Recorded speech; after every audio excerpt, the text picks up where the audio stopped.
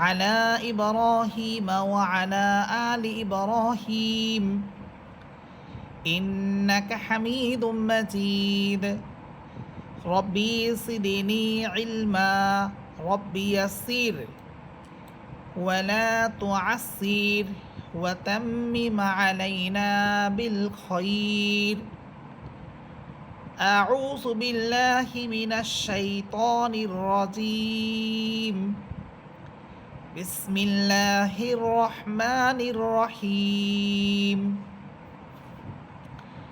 আমরা গত ক্লাস পর্যন্ত আমরা গুন্নায়ের অধ্যায় শেষ করেছিলাম। এখানে আমরা গুন্নাকে প্রথমত 3 ভাগ করে পড়েছিলাম। আর গুন্না কাকে বলা হয়? গুন্না হচ্ছে নাকের ভিতর গুনগুনিয়ে পড়াকে গুন্না বলা হয়। আমরা গুন্নাকে 3 ভাগ করেছিলাম। প্রথম প্রকার ছিল ওয়াজিব গুন্না। প্রথম প্রকারটা হচ্ছে যে ওয়াজিব গুন্নার 2 হরফ নুন এবং মিম হরকতের পর এক জবর এক জের এক পেশকে হরকত বলা হয়। হরকতের পর নুন বা মিম হরফে তাসদিদ হলে গুন্না করে পড়তে হয়, উহাকে ওয়াজিব গুন্না বলা হয়। এখানে ওয়াজিব গুন্নার অনেকগুলো উদাহরণ ছিল, সবগুলো আশা করি আপনারা বুঝতে পেরেছেন। এরপরে দ্বিতীয় গুন্নার দ্বিতীয় প্রকার হচ্ছে জসমযুক্ত নুনকে নুন সাকিন বলা হয়। অর্থাৎ নুন হরফের উপর সাকিন বা জসম হলে তাকে নুন সাকিন বলা হয়। 2 জবর 2 জের 2 পেশকে তানবিন বলা হয়। এখান থেকে এই দ্বিতীয় প্রকারটা হচ্ছে নুন সাকিন ও তানবিনের আলোচনা। এর আগেরটা কি ছিল? নুন এবং মিম হরফের উপর তাসদিদ হলে কি গুন্না করে পড়তে হবে কি। আর এখানে হচ্ছে নুন সাকিন ও তানবিন। নুন সাকিন ও তানবিনের পর 8 হরফ। এখানে 8টি হরফ আছে, হামসা, হা, আইন, হা, গইন, খ, র এবং লাম। এই নুন সাকিন ও তানবিনের পর 8 হরফ আসলে গুন্না হবে না। এখানে 8টি হরফ আছে, যে এই 8 হরফ যদি আসে তাহলে আমাদের গুন্না ছাড়া পড়তে হবে। এখানে গুন্না ছাড়া পড়ার অনেকগুলো উদাহরণ ছিল, আশা করি আপনারা বুঝতে পেরেছেন। এরপর লেখা আছে বাকি হরফগুলো আসলে গুন্না করে পড়তে হবে। অর্থাৎ নুন সাকিন ও তানবিনের পর এখানে উপরে যে 8 হরফ বলা হলো, এই 8 হরফ ছাড়া বাকি যে 20টি হরফ ছিল ওই হরফগুলো আসলে গুন্না করে পড়তে হবে। এরপর আমরা এখানে পড়েছিলাম যে 4টি হরফ সিনওয়ানুন, কিনওয়ানুন, বুনিয়ানুন, দুনিয়ানুন, এই 4টি হরফ কোরআন শরীফের মধ্যে আছে। যে নুন সাকিন ও তানবিনের পরে এখানে ওয়াও বা ইয়া হরফ আসা সত্ত্বেও এই 4 হরফে গুন্না হবে না। এরপরে ছিল যে নুন সাকিন ও তানবিনের পরে বা হরফ। আমরা তো পড়লাম যে নুন সাকিন ও তানবিনের পরে মাত্র 8টি হরফ আসলে আমাদের গুন্না ছাড়া পড়তে হবে, আর বাকি হরফগুলো আসলে গুন্না করে পড়তে হবে। তো এখানে যে আমরা গুন্না করে পড়ব, এর মধ্যে থেকে একটি হরফ হইতেছে বা। এই বা হরফ আসলে আমরা গুন্না করে পড়ব, কিন্তু এই গুন্নার মধ্যে একটু পরিবর্তন হবে। গুন্নার উচ্চারণের মধ্যে একটু পরিবর্তন হবে। সেটা হচ্ছে যে নুন সাকিন ও তানবিনের পরে যদি বা হরফ আসে তাহলে ওই নুন সাকিন ও তানবিনের গুন্নাটাকে আমরা মিমের গুন্না করে পড়ব। নুন সাকিন ও তানবিনের গুন্নাটাকে আমরা মিমের গুন্না করে পড়ব। তো এখানে অনেকগুলো উদাহরণ ছিল, আপনাদেরকে সবগুলো বুঝিয়েছিলাম, আশা করি বুঝতে পেরেছেন। এরপরে ছিল তৃতীয় প্রকার হচ্ছে মিম সাকিন। আমরা দ্বিতীয় প্রকার পড়েছিলাম নুন সাকিন ও তানবিন, আর তৃতীয় প্রকারটা হচ্ছে মিম সাকিন। মিম সাকিনের পর জসমযুক্ত মিমকে মিম সাকিন বলা হয়। মিম সাকিনের পর 2টা হরফ ছিল, একটা হচ্ছে বা আর একটা হচ্ছে মিম। এই 2টি হরফ আসলে গুন্না হবে। মিম সাকিনের পর বা অথবা মিম আসলে গুন্না করে পড়তে হবে। তো এখানে অনেকগুলো উদাহরণ ছিল। আর মিম সাকিনের পর মিম বা ছাড়া বাকি যতগুলো হরফ আছে ওই হরফগুলো আসলে আমাদের গুন্না ছাড়া পড়তে হবে। এরও অনেকগুলো উদাহরণ এখানে ছিল। তো এই পর্যন্ত আলহামদুলিল্লাহ আমাদের গত ক্লাস পর্যন্ত শেষ হয়ে গিয়েছে। এই পর্যন্ত আশা করি সবাই বুঝতে পেরেছেন। কারো কোনো প্রশ্ন আছে এই পর্যন্ত? আচ্ছা ঠিক আছে, তাহলে আজকের ক্লাসের পর আমরা শুরু করতেছি। আজকের ক্লাসের পর আমরা শুরু করব জমিরে আনা পড়ার নিয়ম এই অধ্যায় থেকে। জমিরে আনা অর্থাৎ আনা শব্দ একটা, হামজা জবর আ, নুন আলিফ সাবর না, আনা। এখানে আপনারা দেখতে পাচ্ছেন এই আনা শব্দটা নিয়ে আজকের আমরা ক্লাস শুরু করব। যে আমরা তো জানি যে নুন সাকিন ও তানবি, আমরা জানি যে জবরের পর খালি আলিফ হলে একালিফ টেনে পড়তে হয়। এটা ছিল একালিফ মদের প্রথম প্রকার। জবরের পর খালি আলিফ হলে একালিফ টেনে পড়তে হয়। যেমন এখানে একটা উদাহরণ দেখেন, হামজা সবর আ, নুন আলিফ সবর না, আনা। এই আনা শব্দের মধ্যে নুন আলিফ সবর না, জবরের পর খালি আলিফ আছে। তো এখানে যেই বিষয়টা নিয়ে আলোচনা করব সেটা হচ্ছে যে আনা শব্দটা কি সব জায়গায় টেনে পড়তে হবে, বা টেনে না পড়ার কারণ কি, বা কোথায় কোথায় টেনে পড়তে হবে না, এই বিষয়টা। এখানে তো নুন আলিফ সাবর না, জবরের পর খালি আলিফ হয়েছে, কিন্তু জবরের পর খালি আলিফ হওয়া সত্ত্বেও কয়েক জায়গায় এমন আছে যেখানে আমাদের টেনে পড়তে হবে, আর কিছু কিছু জায়গা আছে যেখানে আমাদেরকে টান ছাড়া পড়তে হবে। জবরের পর খালি আলিফ হওয়া সত্ত্বেও এই আনা শব্দটা কিছু কিছু জায়গায় আমাদেরকে টান ছাড়াই পড়তে হবে। তাহলে আমরা দেখি যে কি কি জায়গায় টেনে টেনে পড়তে হবে। এখানে লেখা আছে যে শুধুমাত্র এই 4 আনা টানিয়া পড়িতে হবে। এখানে দেখেন 4টা আয়াত আছে, 1 2 3 4। এখানে 4টা। জমির এই কথাটার অর্থ কি? জমির এটা হইতেছে আপনার একটা আরবি শব্দ, ঠিক আছে। এই আনা শব্দটা যখন আরবিতে ব্যবহার করা হয় তখন এটাকে জমির বলা হয়, ঠিক আছে। ওই হিসেবে এখানে জমির আনা বলা হয়েছে। আচ্ছা, এটা যারা আপনারা যদি আরবি ক্লাস করেন তখন ওইটার মধ্যে দেখবেন যে জমির নিয়ে একটা অধ্যায় আসবে, ওইখানেই আনা শব্দটা আছে। এখানে আপনারা যদি জমির বিষয়টা না বোঝেন কোনো সমস্যা নেই, শুধুমাত্র আপনারা মনে রাখবেন যে আনা শব্দটা, আনা, যে হামজা সবর আ, নুন আলিফ সবর না, আনা, জবরের পর খালি আলিফ, নুন আলিফ সবর না, জবরের পর খালি আলিফ।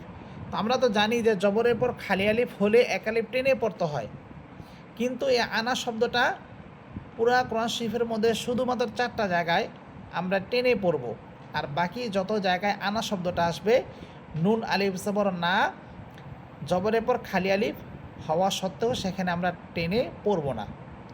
এখানে 4টা আয়াত দেওয়া আছে, কোন কোন জায়গায় আছে, প্রত্যেকটা সূরার নাম, সূরার আয়াত সংখ্যা সব কিছু এখানে লেখা আছে। আপনারা একটু এগুলো মুখস্থ করে নেবেন অথবা ভালো করে মনে রাখবেন যে এই সূরার মধ্যে, এই আয়াতের মধ্যে আনা শব্দটা আমরা টেনে পড়ব, আর এই বাকি যত জায়গায় আসবে সব জায়গায় আমরা টান ছাড়া পড়ব। যেহেতু মাত্র 4 জায়গায় টেনে পড়তে হবে, এই টেনে পড়ার সংখ্যাটা মাত্র 4টি, এটা সংখ্যায় অল্প, কিন্তু অনেক জায়গায় আসবে যে টান ছাড়া পড়তে হবে, ওর সংখ্যা আবার বেশি। তো বেশি সংখ্যাটা মনে রাখা আমাদের জন্য কষ্টকর হবে, অনেকেই সম্ভব হবে না। এই জন্য আমরা শুধুমাত্র কম সংখ্যক যেটা, অর্থাৎ যেখানে টেনে পড়তে হবে যে 4 জায়গায়, ওই 4টা জায়গায় এখানে উল্লেখ করা হয়েছে। দেখি তাহলে কোন কোন জায়গায়। যেমন প্রথমে আছে আনা বা, একটা শব্দ আনা বা, সূরা লোকমানের 15 নং আয়াতের মধ্যে এই শব্দটা আছে আনা বা। যেমন ওয়াত্তাবি সাবিলা মান আনাবা ইলাইয়া, এখানে দেখেন ওয়াত্তাবি সাবিলা মান আনাবা, আনা হামজা সবর আ, নুন আলিফ সবর না, আনা বা সবর বা, আনা বা। এই শব্দটার মধ্যে আনা যে আছে এখানে টেনে পড়তে হবে। এরপরে দ্বিতীয় হচ্ছে আনাবু শব্দ একটা, সেটা হচ্ছে সূরা জুমারের 17 নং আয়াতে, সূরা জুমারের 17 নং আয়াতের মধ্যে এই আনাবু শব্দটা আছে। ও আনাবু ইলাল্লাহি লাহুমুল বুশরা, এখানেও আপনাদেরকে টেনে পড়তে হবে। ও আনাবু, আনা নুনে টান হবে। এরপর তৃতীয় নম্বর উদাহরণটি হচ্ছে আনা মিলা, আনা মিলা, সূরা আল ইমরানের 119 নং আয়াত, সূরাতুল আল ইমরান এর 119 নং আয়াতের মধ্যে আছে ওয়াইদা খলাউ ইলা, ওয়াইদা খলাউ আদ্দু আলাইকুমুল আনামিলা মিনাল গাইজ, এখানে আনা টেনে পড়তে হবে। হামদা সবর আ, নুন আলিফ সবর না, আনা মিমসের মি লামসবল্লা আনা মিলা, এখানে আমাদেরকে টেনে পড়তে হবে। এরপরে 4 নাম্বারটা হচ্ছে আনাসিয়া, এটা হচ্ছে সূরা ফুরকানের এটা হচ্ছে 49 নং আয়াত। যেমন খলাকনা আনআমাও ওয়া আনাসিয়া কাসীরা, এখানে ওয়া আনাসিয়া আনা শব্দে টেনে পড়তে হবে। তাহলে আজকে আমরা এই আনা শব্দে পড়া থেকে আজকে শুরু করলাম। সেটা হচ্ছে যে আনা শব্দটা জবরের পর খালি আলিফ আছে, নুন আলিফ জবর না, জবরের পর খালি আলিফ। আমরা তো জানি যে জবরের পর খালি আলিফ হলে এক আলিফ টেনে পড়তে হয়, কিন্তু এই আনা শব্দটা কোরআন শরীফে যত জায়গায় আসবে আমরা সব জায়গায় টান ছাড়া পড়ব, কিন্তু 4টা জায়গায় টেনে পড়ব। 4 জায়গায় আমরা টেনে পড়ব, সেই 4টি জায়গা এখানে উল্লেখ করা আছে। আমি উদাহরণ সহ এখানে আপনাদেরকে বলে দিলাম, আপনারা সবগুলি ভালো করে মনে রাখবেন। সবাই বুঝতেছেন? জি হুজুর। আচ্ছা, ঠিক আছে। এরপরে আমাদের শুরু হবে ওয়াকফের পরিচয়। এখান থেকে ওয়াকফের দীর্ঘ একটি অধ্যায় শুরু হবে। আপনারা যদি এইখান থেকে ভালো করে ওয়াকফের অধ্যায়টা ভালো করে পড়ে যান, তাহলে আশা করি আপনারা কোরআন শরীফে যে কোনো আয়াতই পড়েন না কেন আপনি বুঝতে পারবেন যে এখানে ওয়াকফটা আপনি কীভাবে করবেন। আপনারা অনেকেই কোরআন শরীফ পড়েন, কিন্তু ওয়াকফ কীভাবে করতে হয়, অর্থাৎ ওয়াকফ করলে সর্বশেষ হরফের ধরনটা কেমন হবে, এটা অনেকেই বুঝেন না। দেখা যায় যে আলহামদুলিল্লাহ রব্বিল আলামিন এভাবে আমরা পড়ি, আর রহমানির রহিম মালিক ইয়াউমিদ্দিন। এই যে দেখেন এখানে সূরা ফাতিহা আছে, অনেকে এইভাবে পড়ে। হয়তো আপনারা সূরা ফাতিহার মধ্যে আপনারা এইভাবে পড়েন না, অন্য জায়গায় এভাবে অনেকে পড়ে যে আলহামদুলিল্লাহ রব্বিল আলামিন আর রহমানির রহিমি মালিক ইয়াউমিদ্দিনি। শেষ হরফে কীভাবে থামতে হবে এই বিষয়টা অনেকেই বোঝে না। জের থাকলে কি থামতে হবে কিভাবে, জবর থাকলে কিভাবে থামবো, খাড়া জবর থাকলে কিভাবে থামবো, দুই জবর দুই জের দুই পেশ থাকলে আমরা কিভাবে থামবো, এই বিষয়গুলোকে মানে থামা বলতে ওয়াকফ বোঝানো হয়। তো এই ওয়াকফটা আপনারা কিভাবে করবেন এটা অনেকেই বোঝে না। তা সেই জন্য দেখা যায় উনি নিজের মন মতো করে ওয়াকফ করতেছে, থামতেছে। ঠিক আছে, থামার এখানে কি থামলে সাকিন হবে নাকি টেনে পড়তে হবে, কিভাবে পড়তে হবে বোঝে না, উনি নিজের মন মতো করেই পড়তেছে।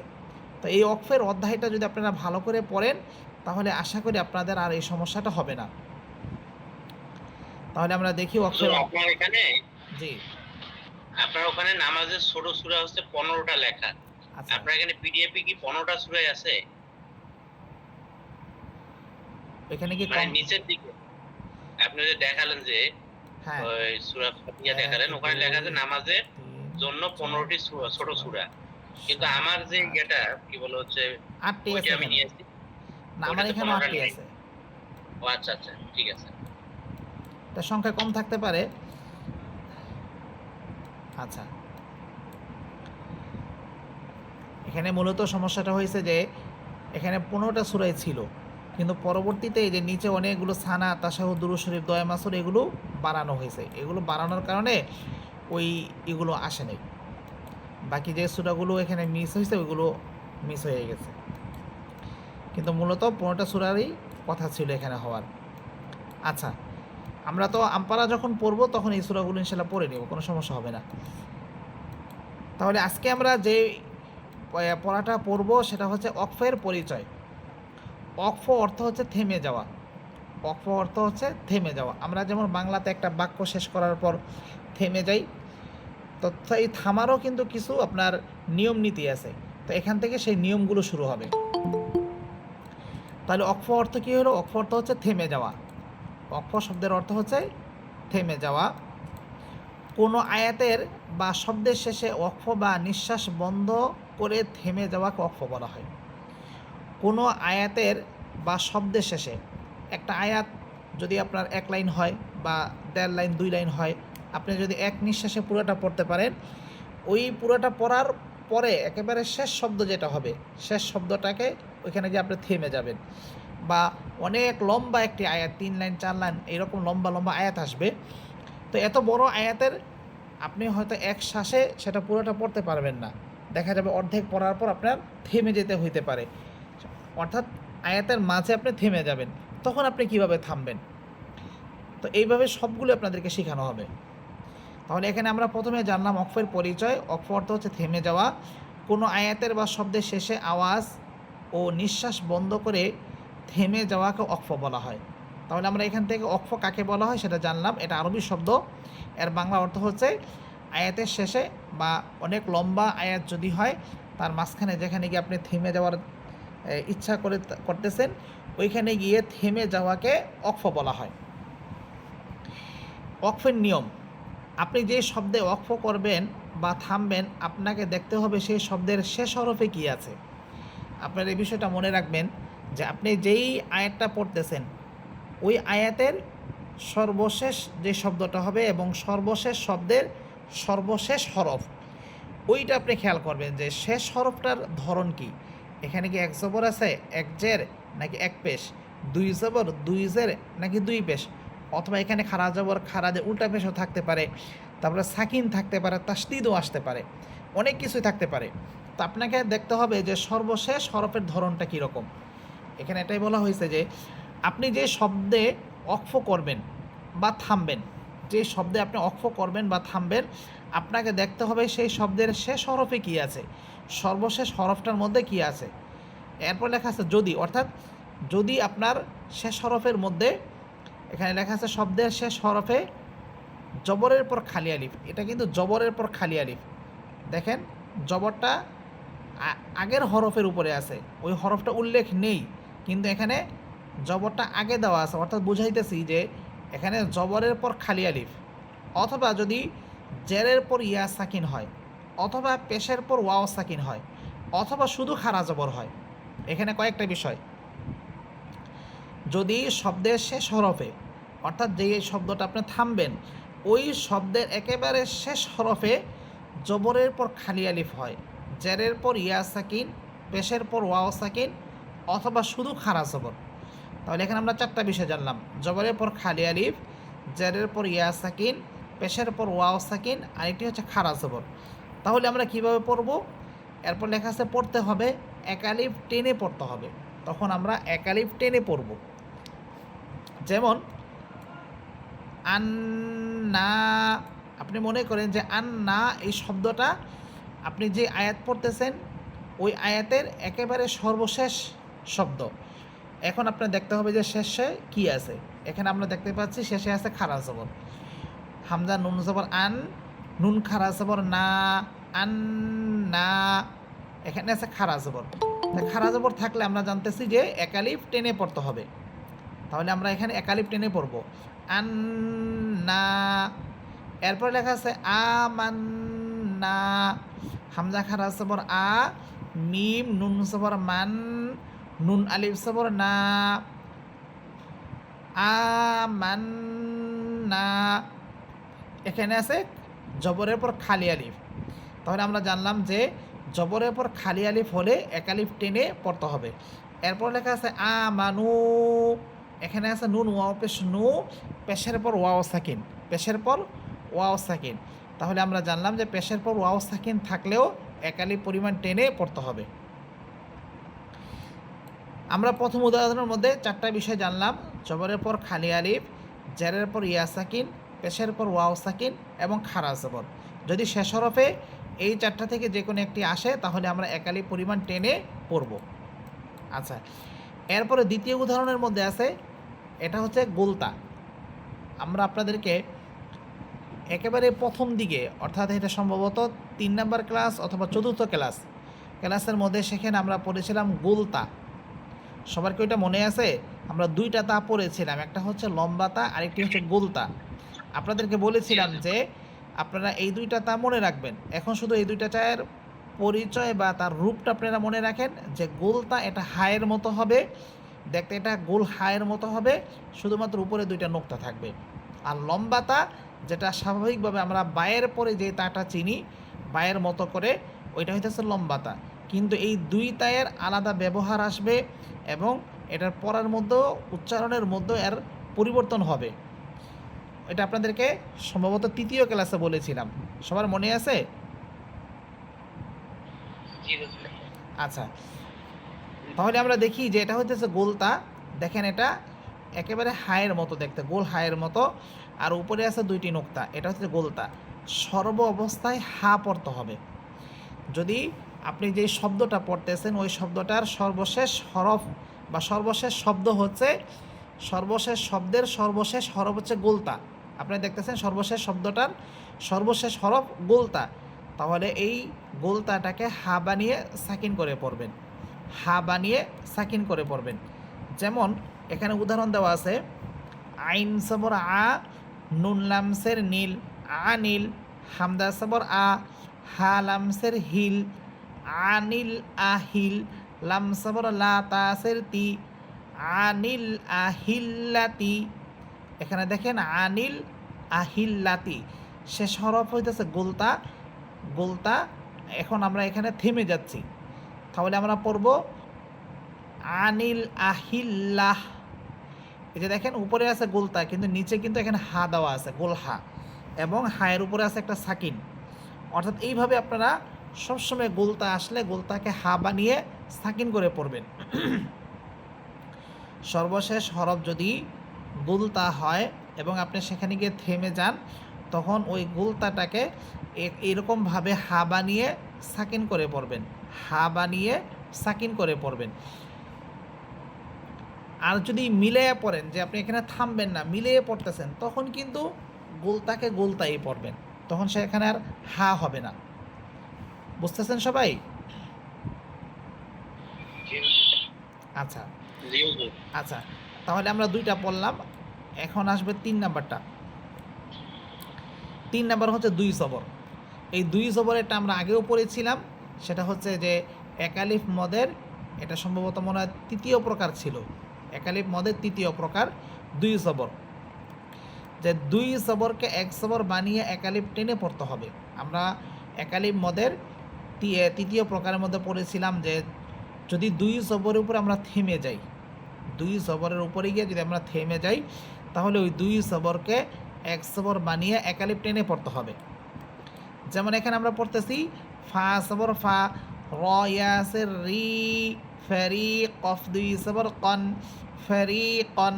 এটা আপনি মনে করেন যে আপনি যে আয়াত পড়তেছেন ওই আয়াতের সর্বশেষ শব্দ, এটা ফেরি কন, সর্বশেষ শব্দ। এখানে গিয়ে আপনি থেমে যাচ্ছেন, তখন আপনি ফারি কন শব্দকে দুই সবর তানবিন না দিয়ে ফেরি ক, দুই সবরকে এক সবর বানিয়ে একালিফ টেনে পড়বেন।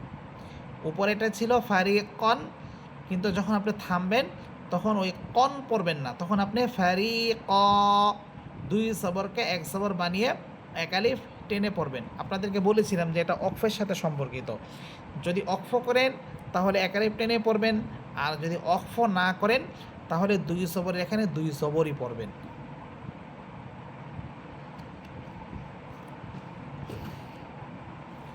তাহলে আমরা 3 নাম্বার যে নিয়মটা পড়লাম সেটা হচ্ছে দুই সবর, দুই সবরের উপরে থামিলে দুই সবরকে এক সবর বানিয়ে একালিফ টেনে পড়তে হবে। যেমন ফারিকন, এখানে একটা শব্দ, আমরা যখন এখানে থেমে যাব তখন পড়ব ফারিক, একালিফ টেনে পড়ব। এই পর্যন্ত আমরা 3টা পড়লাম, এখন আমরা 4 নাম্বারটা পড়ব। এই অক্ফের নিয়মের চতুর্থ 4 নাম্বারটা পড়ব, সেটা হচ্ছে বাকি সব ক্ষেত্রে সাকিন হবে। শেষ হরফটা বাকি যত যেটাই আসুক সবসময় সাকিন হবে। তাহলে এখন আমরা জানি যে বাকি কি কি থাকে। এখানে যে বলা হইল যে বাকি যতগুলো চিহ্ন আছে সবগুলোর ক্ষেত্রে আমরা সাকিন করে পড়ব। যেমন 1 নম্বরে আমরা এখানে পাইতেছি যে জবর, আপনি মনে করেন যে শেষ হরফে জবর আছে, তাহলে আপনি শেষ হরফটাকে সাকিন করে দিবেন। যদি শেষ হরফে জের থাকে তাহলে আপনি সাকিন করে দিবেন। যদি শেষ হরফে পেশ থাকে তাহলেও শেষ হরফটা সাকিন হয়ে যাবে। এখন আসেন দুই জবর। দুই জবর কিন্তু আমরা এখানে পড়েছি যে দুই জবরকে এক জবর বানিয়ে একালিফ টেনে পড়বেন, তাহলে এখানে একালিফ টেনে পড়তে হবে। এখন আসেন দুই জের দুই পেশ, এগুলো সব সাকিন হয়ে যাবে। দুই জের থাকলে সেটাও শেষ হরফ সাকিন হবে, দুই পেশ থাকলে সেটাও সাকিন হয়ে যাবে। আর আগে থেকে যদি শেষ হরফটা সাকিন থাকে তাহলে তো সেটা এমনিতেই সাকিন। সবাই বুঝতেছেন? যেমন জি, এখানে হুজুর, একটা উদাহরণ দেখেন, ওয়াল আরদি। আপনি মনে করেন যে দদ হরফ এটা হতেছে সর্বশেষ শব্দ। সর্বশেষ আপনি যেই অধ্যায়টা পড়তেছেন, শব্দটা পড়তেছেন বা আয়াত পড়তেছেন, এই আয়াতের সর্বশেষ শব্দ হচ্ছে ওয়াল আরদ। আপনি দদ হরফে গিয়ে থেমে যাবেন, তখন ওয়াল আরদ, এখানে দদ হরফটা সাকিন হয়ে যাবে। তো দদ হরফ সাকিন হলে আগে কিন্তু র হরফও সাকিন আছে, তাহলে র হরফ কি হবে? হ্যাঁ, র হরফটাও সাকিন হবে, অর্থাৎ হামসা হরফটা র হরফকেও গিয়ে ধরবে, দদ হরফকেও গিয়ে ধরবে, একসাথে দুটোটাকে ধরবে। ওয়াল আরদ, ওয়াল আরদ, হামসা র দদ একসাথে, ওয়াল আরদ, এভাবে। তাহলে এখানে আমরা আজকে ওয়াকফের নিয়মটা পড়লাম, আশা করি সবাই বুঝতে পেরেছেন। এটাকে আবার বলতে হবে? আপনারা যারা আছেন একটু বলেন যে আবার বলতে হবে কিনা, বা কোনোটা বুঝেন না এমন আছে কিনা, যে হুজুর এটা আর একবার বললে ভালো হয়। না হুজুর, বুঝতে হ্যাঁ, একজন বলেন। শেষেরটা হইতেছে বাকি সব ক্ষেত্রে, অর্থাৎ এক জবর থাকুক, এক জের, এক পেশ, দুই জবরটা তো এখানে আছেই, যে দুই জবরকে এক জবর বানিয়ে একালে টেনে পড়তে হবে, কিন্তু দুই জের নেই, দুই পেশ নাই, এগুলো সব সাকিন হয়ে যাবে। তারপরে এখানে আছে খাড়া জবর, এখানে কিন্তু খাড়া জের নেই, উল্টা পেশ নাই। অনেকে বলতে পারেন যে হুজুর খাড়া জের থাকলে কি করব, উল্টা পেশ থাকলে কি করব, সেখানে কি একালে টেনে পড়বো? না, এগুলো সব সাকিন হয়ে যাবে, সব সাকিন হয়ে যাবে। আমরা আপনাদেরকে কয়েকটা উদাহরণ দেখি, যেহেতু এখানে এই যে শেষে কয়েকটা সূরা আছে। যেমন দেখেন, আলহামদুলিল্লাহি রাব্বিল আলামিন, এখানে আমরা দেখতে পাচ্ছি আলামিন শব্দের সর্বশেষ হরফ হইতেছে নুন, নুন হরফের উপরে আছে জবর, এখানে কি হবে বলেন? সাকিন হবে। হ্যাঁ, এখানে সাকিন হয়ে যাবে। তাহলে জবরের ক্ষেত্রে আমরা সাকিন করে পড়ব। আর রহমানির রহিম, এখানে এখানেও সাকিন হবে। হ্যাঁ, শেষ হরফের নিচে আছে জের, এটাও সাকিন হয়ে যাবে। সেম এইভাবে সবগুলো সাকিন করে দিবেন। আচ্ছা, এরপরে দেখেন আরও অনেক উদাহরণ আছে। এখানে তো সবগুলো জবর দিয়ে আছে। এখানে একটা দেখেন, কুল হুয়াল্লাহু আহাদুন শব্দ আছে, দাল দুই পেশ দুন, এখানে কিভাবে পড়বেন? সাকিন হবে। হ্যাঁ, দুই এটাও পেশ বাদ সাকিন, যাবে। এটাও সাকিন হয়ে যাবে। দেখেন, তাহলে জবরের ক্ষেত্রে সাকিন হইতেছে, জেরের ক্ষেত্রে সাকিন হচ্ছে আল্লাহু সমাদ, এখানে দাল হরফের উপরে আছে পেশ, এক পেশ, এখানে কিভাবে পড়বেন? এখানে সাকিন হবে, পেশ বাদ এখানেও যাবে। সাকিন হবে। হ্যাঁ, জবর জের পেশ সব সাকিন হচ্ছে। এরপরে কুল হুয়াল্লাহু আহাদুন, এখানে আছে তানবিন দুই পেশ, এটাও সাকিন হবে। আচ্ছা, এরপরে দেখেন লাম ইয়ালিদ ওয়ালাম ইউলাদ, ওয়ালাম ইউলাদ, লাম দাল জবর লাদ, এখানে আছে দাল হরফে সাকিন, এটা আগে থেকেই সাকিন, আপনাকে আর নতুন করে কিছু করতে হবে না। আচ্ছা, এরপরে দেখেন এই যে সায়াসলা নারান যাতা লাহাবিন, এখানে বা দুই জের বিন আছে, দুই জের, এখানে কিভাবে পড়বেন? দুই জের বাদ যে সাকিন হবে। হ্যাঁ, দুই লাহাব। জের বাদ দিয়ে আমরা সাকিন করে পড়ব। তাহলে দেখেন দুই জবর পাইলাম, দুই জবর তো আগেই বললাম যে দুই জবরকে এক জবর বানিয়ে একেবারে টেনে পড়বেন। দুই পেশ পাইলাম, দুই জের জের পাইলাম, সেগুলো সব সাকিন হইতেছে। এখানে আরেকটা দেখেন, ওয়া মরআতুহু, হা উল্টা পেশ হু আছে, আপনি মনে করেন যে এখানে আপনি থামবেন, তখন কিভাবে থামবেন? ওয়ামরাআতু হ্যাঁ, সাকিন তা হবে। হা পেশ তুহ, আপনি মনে করবেন যে হা হরফটা সাকিন, ঠিক আছে, এখানে হা হরফের উপরে উল্টা পেশ নাই, এটা সাকিন মনে করে ওয়া মরআতুহ, এভাবে থেমে যাবেন। সবাই বুঝতেছেন? হ্যাঁ, তাহলে আমরা এখানে অনেকগুলো উদাহরণ দেখলাম, সবগুলো উদাহরণ আশা করি আপনারা বুঝতে পেরেছেন। তাহলে আমরা এখানে যে নিয়মটা বলা হইল, এই নিয়ম মাত্র 1 2 3টা নিয়ম বললাম। জবরের পর খালি আলিফ, জেরের পর ইয়া সাকিন, পেশের পর ওয়াও সাকিন, আর এটা হচ্ছে খাড়া জবর। এগুলো থাকলে, এই চারটা থাকলে এক আলিফ টেনে পড়বো, গুলতা থাকলে হা বানিয়ে সাকিন পরে পড়বো, দুই জবর থাকলে দুই জবরকে এক জবর বানিয়ে এক আলিফ টেনে পড়বো। এই 1 2 3 4 5 6, এই 6টা ছাড়া বাকি যা আসবে সবগুলোকে আমরা সাকিন করে দিব। এখানে আপনাদেরকে যেভাবে যতটুকু সহজ করে বুঝাইলাম, আমার মনে হয় না যে আপনারা অন্য কোথাও অন্য কারো কাছে এত সহজভাবে এটা বুঝবেন। আচ্ছা, এখন আমরা অক্ফের উদাহরণগুলোর মধ্যে আসি। এখানে হুজুর, আমার দেখেন, একটু বাইরে একটা প্রশ্ন আছে। ওই যে সূরা আলার ক্ষেত্রে জি, সাব্বিহ ইসমা রব্বিকাল আলা, হ্যাঁ, এখানে আলা এই লামে হচ্ছে টান হয়, কিন্তু হ্যাঁ, ওখানে টান নাই, মানে ওখানে শুধু হচ্ছে জবর দেওয়া, শুধুমাত্র জবর দেওয়া আছে, এক জবর দেওয়া আছে। শুধু এক জবর দেওয়া আছে আর খালি ইয়া আছে। হ্যাঁ, এগুলো হইতেছে আপনার কিছু কিছু ক্ষেত্রে আপনার একটু ব্যতিক্রম হয়, ঠিক আছে হুজুর, আবার আপনাদের। ওই যে 10 নম্বর ওই সূরা আলার হচ্ছে 10 নম্বর ইয়াতাজান্নাবুহাল আশকা, এখানেও কিন্তু হচ্ছে শুধু এক জবর আছে, হ্যাঁ, কিন্তু আমি তো এখানে টান ওইটাই হবে। বললাম যে কিছু কিছু ক্ষেত্রে আপনার যেই নিয়ম থাকে ওই নিয়মের একটু ব্যতিক্রম ঘটে, কিন্তু এগুলো একবারে বিরল, বুঝতেছেন? আচ্ছা আচ্ছা, ঠিক। হ্যাঁ, এগুলো হচ্ছে একদম বিরল, এগুলো মানে ধরার মতো না। আচ্ছা, আচ্ছা, ঠিক আছে, তাহলে আমরা আশা করি যেগুলো বুঝলাম।